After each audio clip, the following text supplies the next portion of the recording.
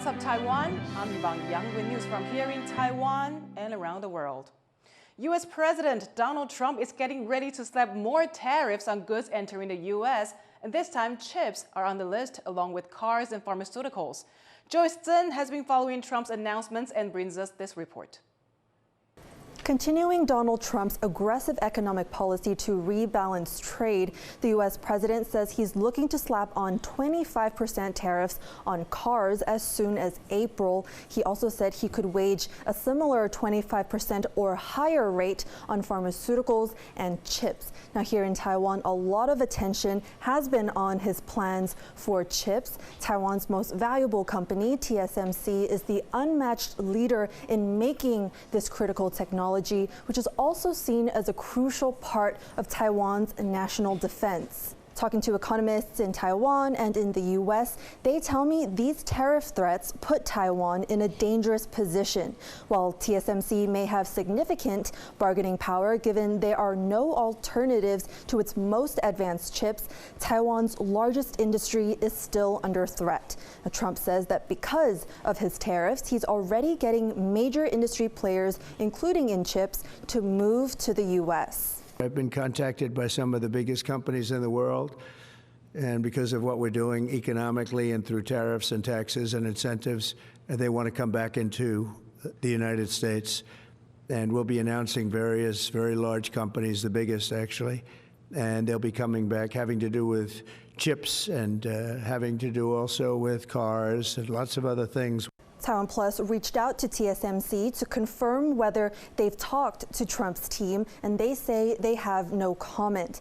Now, the idea of bringing chips manufacturing to the U.S. is not new. We saw it with Joe Biden and his CHIPS Act subsidies, and those grants helped in TSMC's multi-billion-dollar investment in 3 factories in Arizona. Now, with Trump, the logic can be seen as the same, but instead of using the carrot, he's using the stick. Now, TSMC has been the subject of other rumors, namely that the company and Broadcom, a U.S. chip firm, are considering to acquire a stake in Intel, which has been struggling for years now to keep up with the competition. Now, amid these rumors of a potential takeover, Intel's shares were up 16% for its highest valuation since March of 2020. Again, this is all still based on speculation, but there are fears in Taiwan about whether TSMC's involvement would include a technology transfer. The worry, of course, being that the firm might need to share its trade secrets and potentially lose its leadership in these most critical advanced chips. Justin Wu, Chris Ma, and Joyce Zhen for TaiwanPlus. There's been a surge in military activity near Taiwan. It's not unusual for Taiwan to report Chinese incursions, but the activity in the Taiwan Strait is raising eyebrows in Taipei. Rick Lauer has the latest. There's been an unusually large amount of military activity around Taiwan, with China, the United States and Taiwan all conducting operations. Here's what we know. Taiwan's Ministry of National Defense reported 36 Chinese planes and 7 Chinese Navy ships operating around Taiwan in the 24 hours to 6 a.m. Wednesday. 13 of these planes were in the area southwest of Taiwan. Around the same time, we also saw some US military planes operating in this area. In an unusual move, the Ministry of National Defense also gave a second statement saying that between 9 a.m. and noon, another 20 Chinese planes operated near to Taiwan. The Ministry of National Defense said this was a Chinese Joint Combat Readiness Patrol and said that Taiwan dispatched its own aircraft and ships in response. China doesn't explain why it conducts certain drills at certain times. We are left to infer why there might be a surge in activity like this. It could be that China launched its own sorties after seeing US operating in an area it sees as its territory. China also sometimes launches so-called punishment drills around Taiwan to show its distaste at actions by Taiwan or its allies. Just this week, details emerged of a massive US weapons purchase by Taiwan, weapons that Taiwan will be using to counter those territorial claims by China. Leon Lien and Rick Lauert in Taipei for TaiwanPlus. China's military is defending a dangerous maneuver one of its aircraft made near a Philippine plane over the hotly disputed South China Sea. Journalists on board the Philippines aircraft recorded a Chinese military helicopter coming within 3 meters of the plane near the disputed Scarborough Shoal of northwestern Philippines. The Philippines Coast Guard has described the maneuver as a reckless action and says it posed a serious risk to the safety of the pilots. China, which claims almost all of the South China Sea as its territory, says the Philippines aircraft illegally intruded into its airspace. Tuesday's incident is one of many between the Philippines and China in the South China Sea, but one in few happening in the skies. To find out more about how these tensions are evolving, our reporter Jaime Ocon spoke to Aaron Matthew Lariosa, an independent security analyst based in Washington, D.C. When we look at this dangerous maneuver from China next to this Philippine military aircraft, what is the most concerning thing that pops out at you? The aerial incidents around Scarborough Shoal have been gradually increasing within the last year or two. This is particularly severe because this is like the first time, as we see from the video, the helicopter's gotten that close, roughly 3 meters, hovering above the Cessna, which did have embarked Philippine journalists that captured all of this. The Philippine Bureau of Fisheries and Aquatic Resources routinely sends out their patrol aircraft just to keep an eye on maritime militia and other activities. And in response, Chinese forces also do scramble, actually. They've scrambled fighter jets, helicopters, other assets to actually kind of shadow and to an extent harass these missions. For example, last August, we saw a Chinese fighter jet dump flares in front of a similar mission, and that was extremely unprofessional.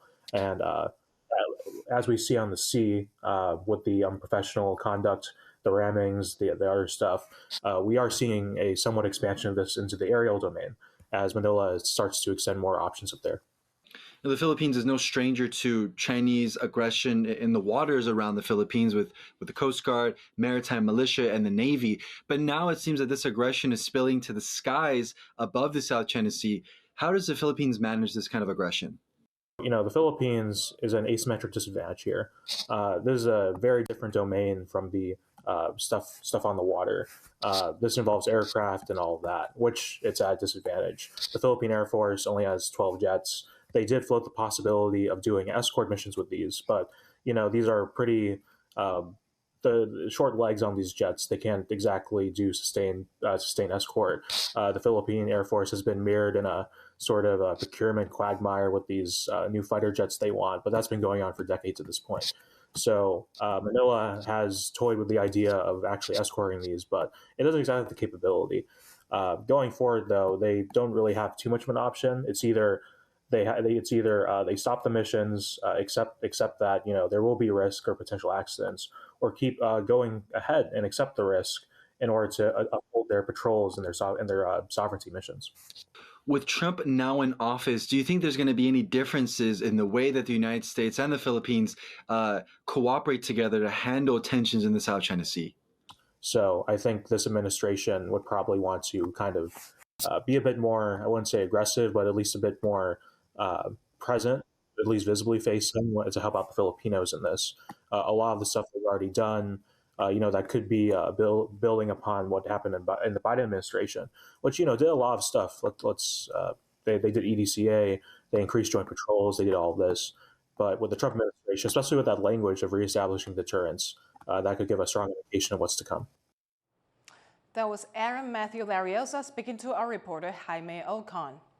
Vietnam's parliament has approved plans to build an $8 billion railway connecting the Southeast Asian country with China. The 390-kilometer-long rail link will run from Vietnam's northern port city of Haiphong to Lao Cai, which borders China's Yunnan province. China will provide some funding for the project as part of Beijing's signature Belt and Road initiative. Yvonne is host to international manufacturing giants such as Samsung, Pegatron, and Foxconn, which rely on China for raw materials. Trade between China and Vietnam is already absolutely massive. And this railway, it's designed to make this trade faster, cheaper, and more predictable as well. So currently, China supplies much of the raw materials that fuels Vietnam's manufacturing sector. And keeping that pipeline steady is absolutely critical. Vietnam's parliament also approved a plan to cut 1 in 5 government jobs as part of efforts to slash the budget and erase the country's economic growth target for 2025 to 8%. The United States and Russia have agreed to hold further talks on ending the war in Ukraine after the country's top diplomats met in Saudi Arabia. With Ukraine and Europe excluded from the meeting, Ukrainian President Volodymyr Zelensky is adamant he won't accept a deal made without Kyiv's involvement. Rosie Greninger reports. Face-to-face, top diplomats from the US and Russia talked Ukraine as they met in the Saudi capital, Riyadh. It's the first direct negotiations between Washington and Moscow since Vladimir Putin launched his invasion of Ukraine almost 3 years ago. I came away today convinced that they are willing to begin to engage in a serious process to determine how and how quickly and through what mechanism can an end be brought to this war. Whether we can ultimately reach that outcome will obviously depend on every side in this conflict's willingness to agree to certain things. But Ukraine was left out of the almost 5-hour meeting, where Russia made a series of demands to do with territory, also insisting it would not accept Ukraine being admitted to the NATO military alliance.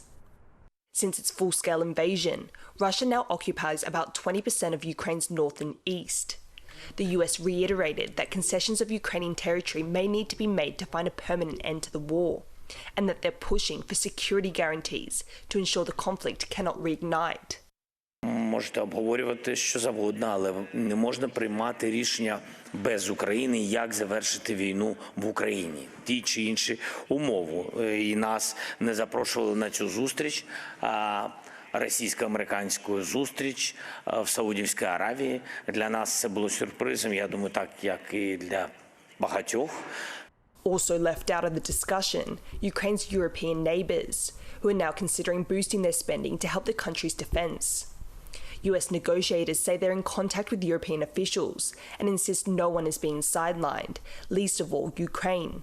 Their concerns dismissed by US President Donald Trump. I hear that, they're upset about not having a seat. Well, they've had a seat for 3 years and a long time before that. This could have been settled very easily. Just a half-baked negotiator could have settled this years ago without the loss of much land, very little land, without the loss of any lives, and without the loss of cities that are just laying on their side. After an emergency summit with European leaders, UK Prime Minister Keir Starmer suggested sending British peacekeepers to Kyiv when a deal is struck, a move that the US president said he was open to, but Moscow quickly ruled that out. И поэтому объяснили мы сегодня появление войск, вооруженных сил из тех же стран НАТО, но под чужим флагом, под флагом Евросоюза или под национальными флагами, ничего в этом плане не меняет. Это нам, конечно же, неприемлемо. As diplomatic efforts to end the conflict ramp up, the peace talks get support from another global power. 我们乐见一切致力于和平的努力，包括美俄达成的和谈共识。 As Moscow and Washington forge ahead with negotiations, Trump confirmed he would probably meet Putin before the end of this month. And Europe is also rallying, planning to hold another summit on Ukraine and the continent's security, this time inviting NATO ally Canada, as it continues to push for all Western allies to work together to find a lasting end to the conflict. Eason Chen and Rosie Greninger for TaiwanPlus. An investigation has found significant damage to the Taichung shopping center that was rocked by an explosion last week. City officials say a preliminary investigation into the suspected gas blast that killed 4 people showed damage to the building's structure. They say any repairs need to be done after strict safety assessments. 6 days on from the explosion, workers are still taking toxic materials out of the building. Thank you for watching What's Up Taiwan. Follow TaiwanPlus News on social media for more of our stories. Finally, check out this portrait by British painter Francis Bacon up for auctions next month. I'm Yvonne. Take care, and I'll see you next time.